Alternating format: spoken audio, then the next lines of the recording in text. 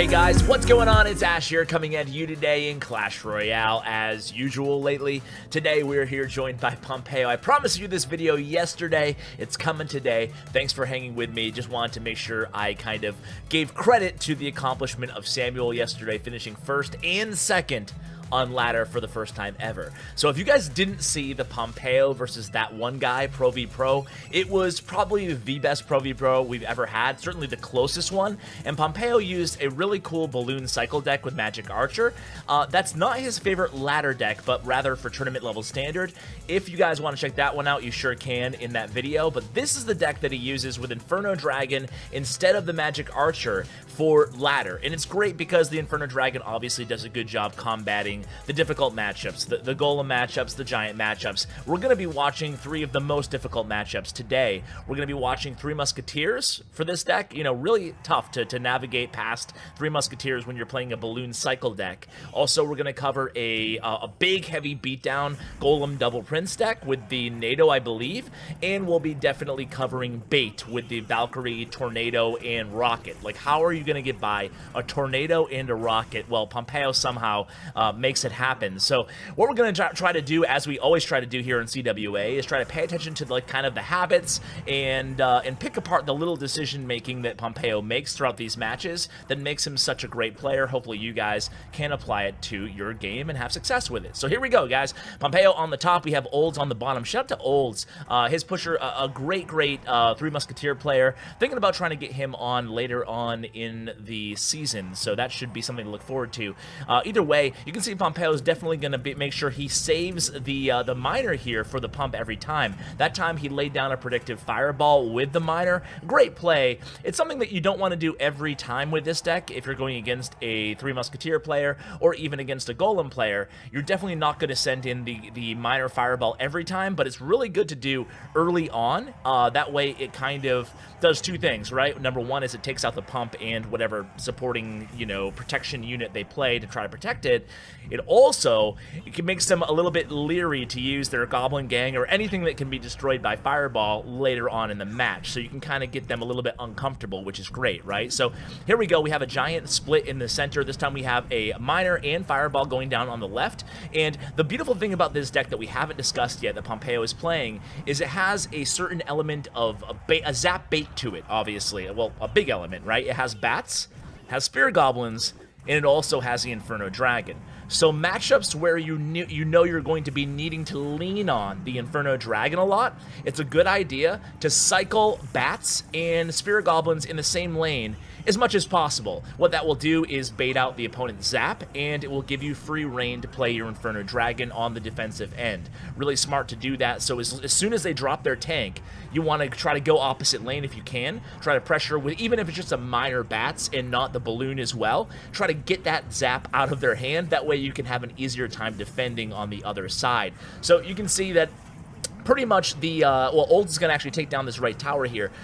Once you have one tower down with this deck and you have one Princess Tower left, it's really easy to attack.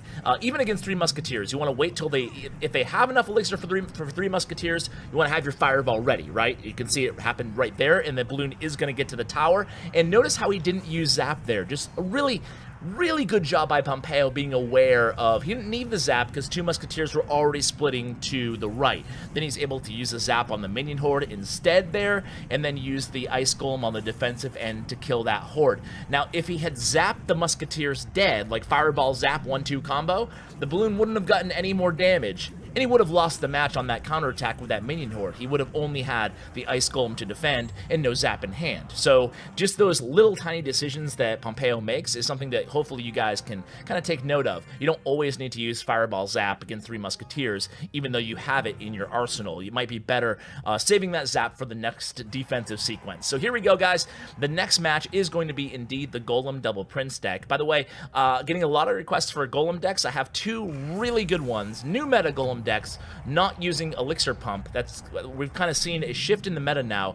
Why do you need Elixir Pump when you can run Rocket? It has more versatility and it trades 6 for 6 even on the pump. So we're seeing a lot of Golem Rocket now. 2 of those decks coming tomorrow. Anyway, this is the older school Golem deck, which is one of my faves, really, being played by somebody from North Rebellion at the top. And you can see that one thing right out the gate here, guys, if you want to rewind, I might have just kind of talked over it, but in the beginning, no matter what the matchup is, we just so happen to go against 2 decks here in the first 2 replays that have pumps, but you want to be ready, right? And one thing that I noticed Pompeyo does as his first play, sometimes even before the opponent makes a play, he'll cycle his first Ice Golem in front of the King Tower, not in back. That way, if he needs to pressure, like if he plays an Ice Golem and the opponent pumps at the same time, for example, he'll go ahead and he'll attack, and he'll be ready to attack with that Ice Golem in perfect position. Now look at this defense, guys. This is crazy defense here, and you want to really try to emulate this yourselves. So a big Golem coming down, big Golem push, excuse me, coming down the right lane.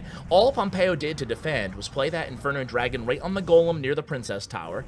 He used the Dark Prince to kind of kite the supporting troops away, and then he played Spear Goblins on the other side of the Dark Prince, and then he was ready to drop his Ice Golem once the Dark Prince looked like he was dying. And that bought enough time for the Inferno Dragon to bleed through that Golem and do some work. So here the Prince is going to get 1 stab. There is boom on that right tower, and things are still looking pretty good here, right? I mean, granted, the opponent does have the elixir, or the big advantage, excuse me, in this matchup, as we go into double elixir time. So we want to make sure we can get as much damage as possible right now. Now here we go. We bait out the zap of the opponent there, which is great, and we take that tower down to below 2,000 HP, 1723. Unfortunately, for Pompeyo, the opponent actually does a good job anticipating that miner and protects the pump. So this is going to be a crucial push. Let's see how Pompeyo defends against this Golem coming in the right lane. Well, the first thing you're going to do here, is take full advantage of the balloon death damage. It's going to take about 50% HP off of that mega minion and about 1/3 HP off the baby dragon. That sets him up to use a fireball in just a moment here, and he just used the fireball, excuse me. And what he's trying to do right now is cycle back to another fireball. So basically, just perfect placement on all these troops, using the Ice Golem again to buy more time for him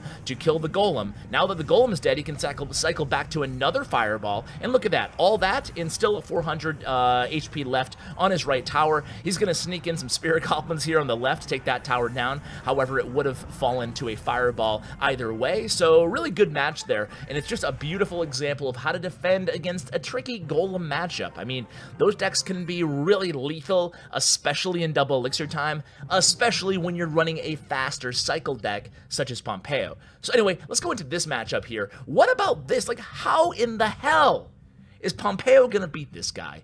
He has NATO and Rocket. I mean, for those of you who don't play Balloon a lot, if you're going against NATO, it's difficult. If you're going against NATO and Rocket, it's almost impossible. But Pompeyo's somehow, some way, going to make it happen here. So you'll notice again in this matchup, starting play was the Ice Golem in front of the King Tower, just being ready to attack if he needs to. If not, you can let the Ice Golem go to waste, and you'll still won't be too far down, right? So the opponent here strikes first, getting over 1,000 damage on Pompeyo's right tower. Pompeyo's going to be using the Inferno Dragon. Obviously, there's no big tank to kill. There's the Valkyrie, but we're not going to call her a big tank, right? So with this matchup, what we're going to do is kind of cycle the Inferno Dragon, keep him on the board. We don't want to take him out of the game, so to speak. So we're going to keep him around. We'll use him against princesses at the bridge. We'll cycle him in the back, because the Inferno Dragon always has to be answered. It's always a threat, and it gives the opponent something to use the Tornado against, or just causes them to have to play reactively a lot. So Inferno Dragon for 4 elixir is still a pretty good cycle card. Now, if you guys don't have Inferno Dragon, you can sub in actually the Inferno Tower. It's 1 more elixir, and it's not mobile, so it doesn't have to be answered, but of course it's a little bit more robust on defense. So here we go, guys. Here comes another Goblin Barrel for the opponent. Again, getting a little bit of chip damage here and there. Pompeyo can't feel super about this start, but he's about to go in with his very first balloon push. Now here it is. You can see the opponent already has the rocket selected. They are ready, but he goes in with the miner as well. Now here's where the tornado comes into play, and this is how you can tell how frustrating this matchup is. The opponent didn't even need that Ice Spirit there. The balloon damage was away from that tower, not within the radius to do the death damage to the tower. However, the miner did get a decent amount of chip damage. So now that Pompeyo knows that he has, well, he obviously knew he had rocket, let's face it, it's a bait matchup. So how the heck are we going to break through here? Well, again, guys, it all comes down to what we just talked about. The Inferno Dragon's going to be cycling from the top. Now we're going to throw, like, everything at him here. It's an Ice Golem. It's an Inferno Dragon. It's the bats coming from behind there. A miner goes in the opposite lane with the Spirit Goblin behind it, basically putting pressure to both lanes here. We get the rocket out of the opponent there. This time, the balloon actually damages in radius of that right tower. So both of the towers are around 2,000 HP. Now, the beautiful thing about this deck, the answer to the question that we posed at the beginning of this matchup is, how is Pompeyo going to win this matchup? How can he do it? And the answer is outcycling. We have a faster deck than the opponent. So if you're really smart, like Pompeyo was just there taking down that right tower, you can cycle to a balloon really, really quickly, and you can outcycle your opponent by the time they get to their counters. So of course, that time, for example, the opponent was able to get back to one of their counters, Tornado, but not to Rocket, and we got the right tower down. So guys, I hope you enjoyed these tips and you can apply it again to your own gameplay. I want to thank you so much in advance for 500,000 subscribers. Right now we are at, let's see, 499, 894 at the time of this live recording here. So maybe by the time I upload, I might be at 500K. So thank you guys so much. Oh man, this is like so cheesy. Look, Mom, I did it. So, guys, thank you so much for the support, and a huge shout out to my YouTube partner, Bren Chong. Check out his information in the description below. Guys, thanks so much for watching, and as always, take care, guys.